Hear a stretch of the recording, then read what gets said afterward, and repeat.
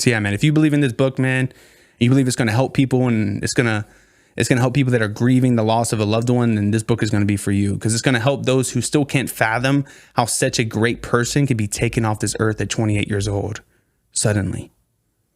Right. And I asked it's crazy. I was in the coffee shop today, writing the notes out for this solo pod. And I was like, man, I need to get in the word today. Like this is heavy. I need the word right now. And I was like, dang, I think I left my Bible at home. And then I opened up my backpack and boom, my Bible's right there. I didn't leave it at home. It was like right there too. It was like front and center, like boom, take me out, read me. And I go, Lord, like, where you want me to go? I was like, wherever you want me to go, I'll go. I opened it up and I think it was like Nehemiah, like chapter 4, talking about like some fish. And I was like, I don't think this is where you want me to go. But then I went to like the book I've been reading, which is Ecclesiastes. And I was like right on Ecclesiastes 7. I was like, all right, I guess I'll just read here. And then boom, this scripture came up that I wanted to share with you guys today. It's 7:15. It says, in my futile life, I have seen everything. Someone righteous perishes in spite of his righteousness, and someone wicked lives long in spite of his evil. And then there's another verse that says this: it is better to go to a house of mourning than to go to a house of feasting, since that is the end of all mankind, and the living should take it to heart. Grief is better than laughter, for when a face is sad, a heart may be glad.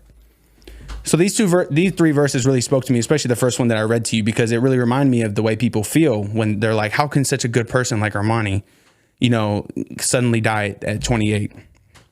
But that's when it's not just what this verse says, it's what the Bible also says. And we have to understand that God has such a divine plan of goodness for his people that it happened for a reason that's outside of our own understanding and our own thinking. But once we know his heart, we know his character, and we know his glory and his will and his word, that's when we understand things a lot better and a lot more clearer. And that's why I just really want the book that we're writing about Armani to be a vessel to bring people closer to God that are dealing with grief. And grief lasts a while. It's not 3 years and you're done. Sometimes it's 5, 10, 20, 25 years, forever. And I read this the other day: time doesn't heal. God heals in time.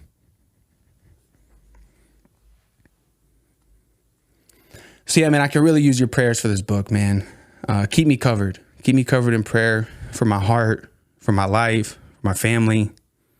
Please keep the Aliceas in your prayer as well as the Drake family and Lil Gigi.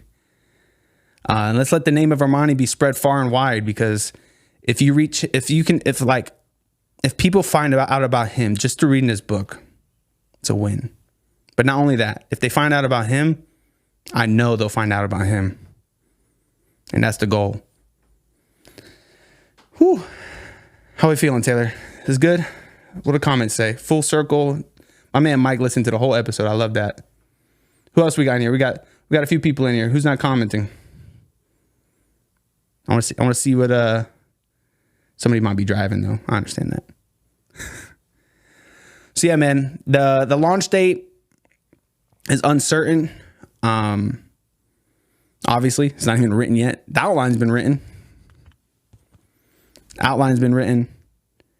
It may be a huge buildup, and I know we're going to be polishing it and editing it to the highest degree. Hey, here to say hi at work. Excited to tune in. Love the pod, baby. Dirty Mike, my man. First time listening in. What's up, Brooke? Let's go. We got some people up in the house. I love to see it. Yo, shout out Taylor, man. Taylor was like, yo, you got to start like a Facebook page so you can go live on the Facebook. And I was like, Facebook? People tune in on Facebook? And people tune in on Facebook. I wonder what the Instagram looks like. You got any way of seeing that, Taylor? Because I got some people I know. I'm texting you screenshots. Oh, can you bring me my phone? Yeah. It's on the couch. We put our phone to the side in here. But I think this is a special occasion. We can bring it out. Oh, thank you. Look at that. Hey, my man Olivier watching. It's amazing. Jess, what's up? Jimmy, what's up? I love to see it, man. A lot of people's coming in. Hey, let's go. Fran and George that came through. That's amazing. It's so good to have you guys here, man. Thank you guys for participating in this with me. It's truly special. I'll leave it here if you want it back. No worries.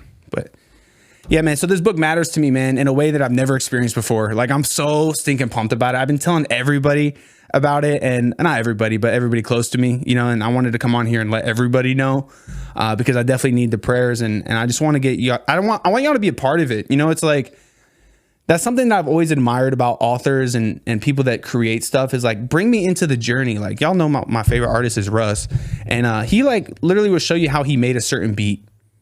Like, he'll bring you into the studio with him. He'll show you how he made a few bars, and he brings you into his house and shows you like what's behind the scenes. I just think it'd be so cool to go to this cabin and like document it, you know, and show like what the process is going to look like. Sitting at the s'more station and making s'mores, and just being able to like share that with my people of like, yo, this is like, we're doing this, we're out here, you know, and showing you like, oh, the editing process isn't fun, you know, or man, I got, you know, this is the whole thing, you know, on the hike, on going to trail, taking pictures, videos, vlogs. Like, I don't know, man, I'm in this super creative space recently, and my wife recently just went on a beach trip. So I have like a week to myself before this even week trip to myself is coming up again. And let's say something about that real quick, and then we'll go back. But people, when I tell them that my wife and I like travel separately, they're so shocked. They can't believe it. And honestly, it's one of the most healthy things that we do, because it helps us be individuals while also making sure that we're reunited in a way that's special, in a way of missing each other and appreciating each other, and realizing that like, yo, we're so much better together than we are separate.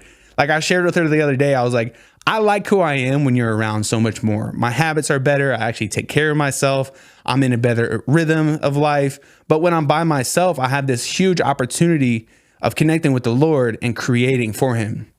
And that's not to be underestimated. Like, that is so powerful. So if you are in a creative pursuit and you want to give glory to God through something that he has given you a gift to, I encourage you to take some time to be alone to do that. Ask him for his help in order to do that. Get in his word and feel led to what that looks like for you. It could be a video content creation. My man Mike Garza is starting his own podcast, and I know he's probably been filled up on what that creative juice feels like when you're glorifying God through that. So whatever that might be for you, like, take that time and go on that trip, you know. But back to what I was saying is, like, I just had so much time to create last week and start making more video content and just getting in the word, start writing more scripts out. And now that I'm going away for this one, it's just like my life is on this whole different level when I'm in this zone, in this space of flowing and just the creative juices. And I'm so separated outside of the worldly results or the worldly numbers, that life is, you know, that makes you think about those things. Like this book, man, I don't care how many copies it sells. You know, I want it to reach every hand. I want it to reach people, but the real impact is doing it for the one person reading it. Gigi, Mama Alicea, Miss Daisy, Kelly, the Airbnb owner, who's been so gracious. It's like the one individual and the one life that we're impacting. We have people watching on Instagram right now, YouTube, Facebook. It's like people might be being in touch. People might be feeling inspired by this. They might be feeling led to, you know, seek God's face more when it comes to their decisions and their creativity. Like, it has so much more of an impact than you realize when you separate the numbers of like, oh, only 5 people are watching right now. You know, it's like, who cares? It's not about that.